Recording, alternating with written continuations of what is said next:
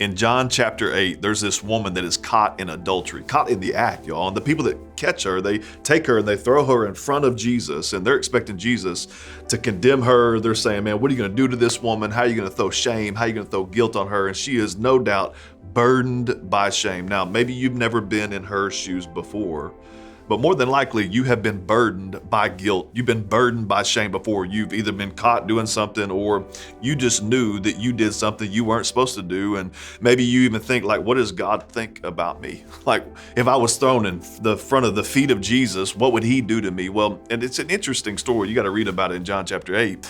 But Jesus, he just simply reflects the heart of God, because he is God in flesh. He is the Son of God, and he reflects the heart of God. And here's the heart of God for you. Here's the heart of God for me. God has not come to bring condemnation. Jesus has not come to bring shame. Jesus has not come to bring guilt. Now, he has come to convict the world of their sin. And so this isn't like he's just saying, hey, no big deal, you can just do whatever you want to do. But Jesus came to say, I am a righteous judge, but I come to give mercy and to give grace. And so Jesus actually turns at the accusers of this woman, and he says to them, if you don't have any sin in your life, then you can throw a stone. He says, he who is without sin, may you throw the first stone at this lady, because they were about to pelt her with a bunch of rocks. And it tells us in John chapter 8 that slowly, one by one, they dropped the rocks they were going to throw at this woman, and they left. Then Jesus looks at this woman and he asks this question, where are those who have come to condemn you? Could you imagine being asked this question? Where are those that have come to condemn you? Where are your accusers? And she looks around and they're all gone, and he looks at her and says, I don't condemn you. I don't bring judgment against you. And he tells her, now go and sin no more. What's the point for you and I? See, shame is a powerful thing in our life. It can be a burden that we carry in our life. But Jesus reflects the heart of God. In Psalm 31, it says this, that I'm going to trust in the Lord, and he's going to remove from us a heart of shame. He did not come to bring shame in our life. In Romans 10, verse 11, it tells us that we will stand before God and be unashamed, because we have confessed Jesus as the Lord of our life, and we have believed that God raised him from the dead.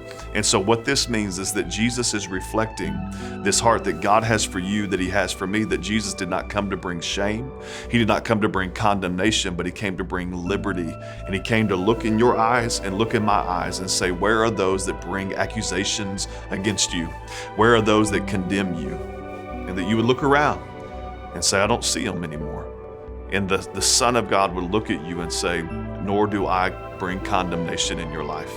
Now go and sin no more, because your sins, your shame, your guilt, the burden of all of those things has been forgiven. So what would it look like for you this week to begin to identify an area in your life, an area of shame, an area of guilt that you've been carrying? Maybe you are the greatest accuser of you in your life, or maybe it's someone else that's bringing that shade in your life and that accusation in your life. And maybe you need to look at those things in your life and say, man, I need to identify an area of shame in my life, and I need to replace it with the truth of God, that he has not brought shame and condemnation in my life.